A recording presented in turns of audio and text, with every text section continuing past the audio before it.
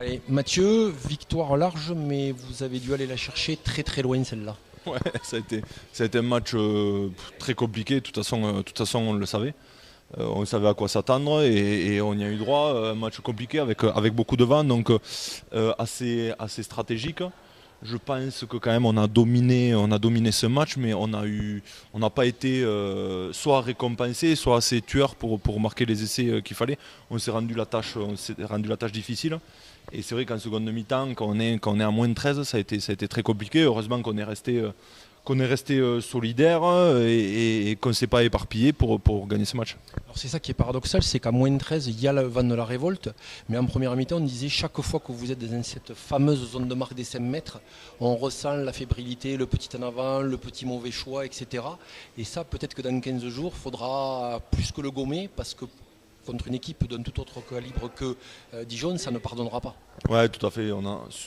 Sur ce match, ce qu'on retient, c'est qu'on n'a pas du tout été réaliste en zone de marque notamment, parce que je pense que c'est un des matchs où on fait le plus grand nombre de franchissements et ça porte pas ses fruits, quoi. C'est ça qui nous met dans la difficulté ce soir.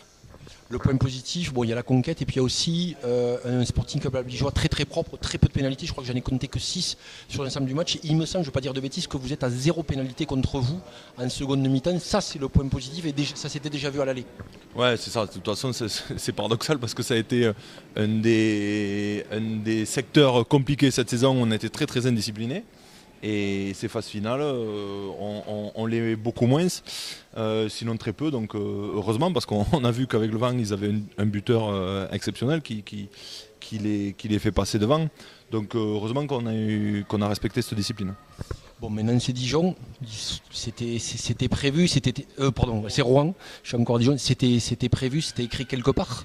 Ce match contre Rouen, tout le monde, tout le public albigeois, depuis la défaite l'année dernière, l'attendait.